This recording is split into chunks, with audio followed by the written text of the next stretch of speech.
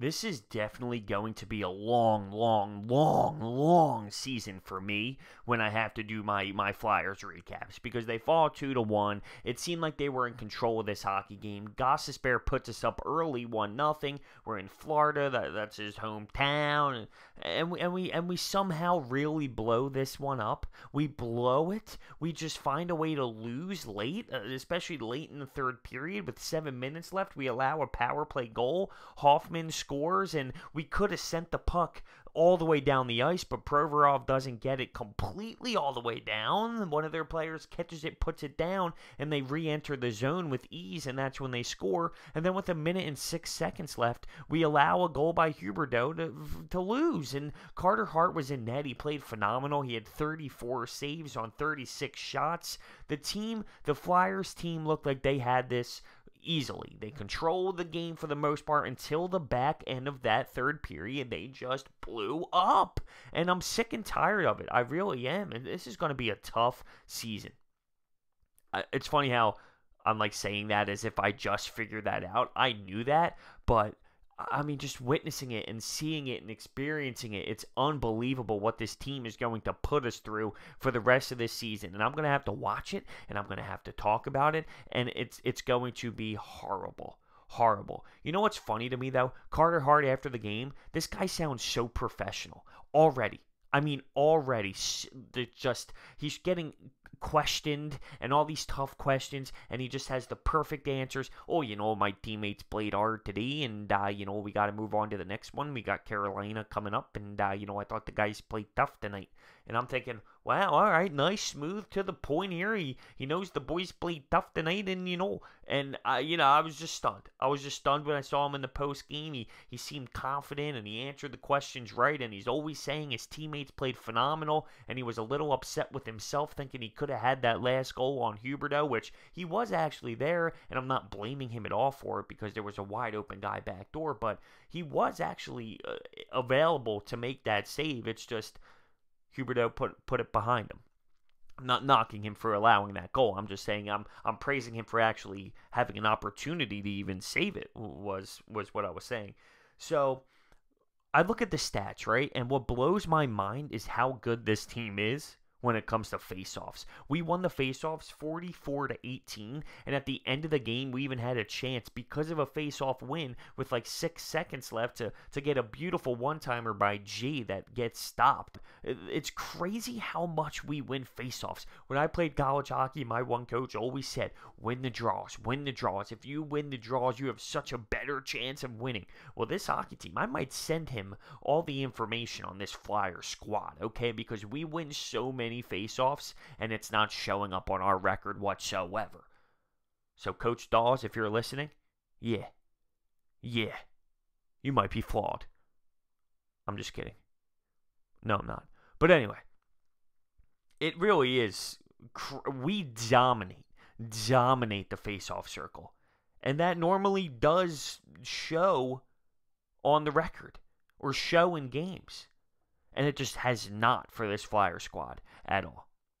21 block shots tonight. And one thing I did notice, this team does play with a different type of edge and a different type of defensive style when Carter Hart is playing. And it sucks. It sucks that I'm talking about a loss here because I really do think for about 53 minutes, this hockey team played to win and had this game secured.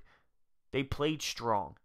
They were doing the little things. But a few mistakes here and there, you take a penalty, you don't get the puck all the way down the sheet of ice, and just like that, bang, you blow it. And you got to be able to make plays happen down the stretch. Once they tied it up, you can feel the momentum switch. You can see it. You can just watch the plays that were different out of the Flyers team, and just like that, bang, it's in the back of your net 2 times, and the Flyers walk out with 0 points. And you take the moral victory, even though I personally didn't, but I know a lot of people took the moral victory after that Tampa Bay game when you were down 5-2, you tie it up, and it's like, okay, even though we lost in overtime, we'll take it, we fought. I didn't personally like it just because of the way it went down in overtime, but people, the fan base, they loved it. And fine. By all means, I get it. I get it. It's not like it's ridiculous to do that.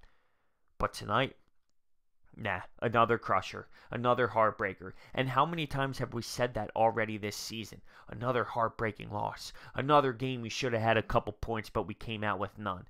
And at this point, the new voice in the locker room, yes, it does help, but we are still struggling. We are still just not there. I saw a stat, though, talking about our new coach and just our losses and how much it has changed. Even though we are losing, the entire style of play has changed. And that's right. That is right.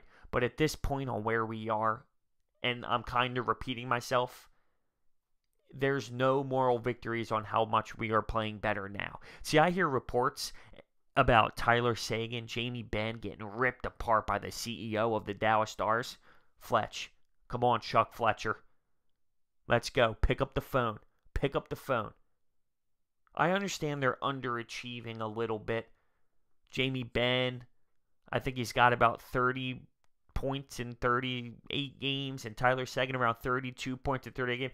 Listen, that team, I was going to say that team stinks, but then I'm thinking to myself, well, so do the Flyers. But we know a change of scenery can do a lot. There are players out there, and I believe that Chuck Fletcher is on the phone trying to make moves, especially after a couple losses now, and now it looks like we're backtracking from the juice we got from Scott Gordon. I know he's picking up the phone making calls, but I hear Jamie Benn, I hear Tyler Seguin, and I know they have hefty contracts, but they're good players. They're great players. They are. They produce.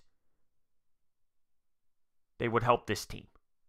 I'm taking a shot on it. I really am. I'm taking a shot on a Jamie Benn or a Tyler Seguin. If the CEO of the team's going to rip them apart and be that much of a you-know-what, yeah, I'm going to pick up the phone and say, well, what's up? What's the game plan? At least I'm not saying they're bringing us to a Stanley Cup or anything, but they're good talent. It's a new face to a new city. It can do a lot. It can do wonders, and I'm at least asking questions.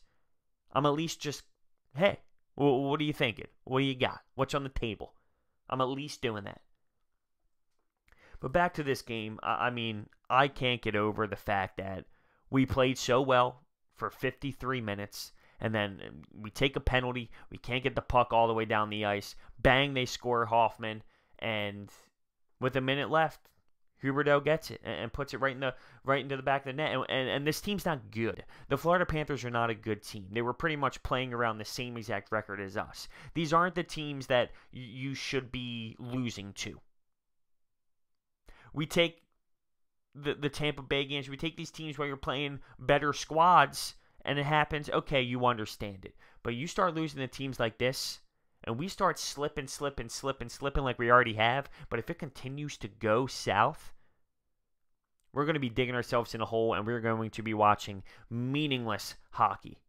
And it kind of seems like we already are, which stinks. The only reason why I'm so amped to watch these games is because of Carter Hart. The kid's a stud. The kid's comfortable. He's legit.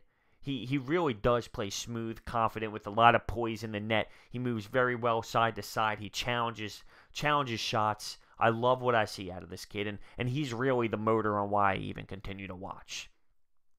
Now, looking at our schedule moving forward and where we are and how much we're going to be playing Carter Hart compared to a Neuwirth, I think it seems like we're going to be playing him against these type of teams. The Florida Panthers, the Carolina Hurricanes, and then when you see a Tampa Bay, a Nashville, and these higher-end squads, maybe that's when Neuwirth gets the nod. And you know what? I'm okay with that for right now. I am. Let the kid play games like this. But it sucks because he played so well, he should be able to get the win. Like, this is not on him whatsoever. Not at all. He played a phenomenal game. He made just saves that are unbelievable. And it sucks. It sucks that he's not getting the W in the win column. It's going to be a stressful rest of the year. It's just as simple as that. And I'm sadly going to put myself through it every single game. Oh. I want to see moves happen, though. I want to see moves happen. I need to hear possibilities. I need to know that Chuck Fletcher's on the phone. My body tells me he is. My mind tells me there has to be calls being made. He has to be making moves, at least attempting to make calls, right? That's why we brought him in here. Unless he's thinking, you know what, this is a lost year. Let's just ride it out and make things happen later. I really hope not, though. I want to see moves being made now. I heard that Jamie Benn thing, and I'm thinking to myself, all right, let's go. That's an easy no-brainer. Pick up the phone. Just hear him out. Just hear what's up. Flyers lose 2-1 to the Florida Panthers when they had this game in control.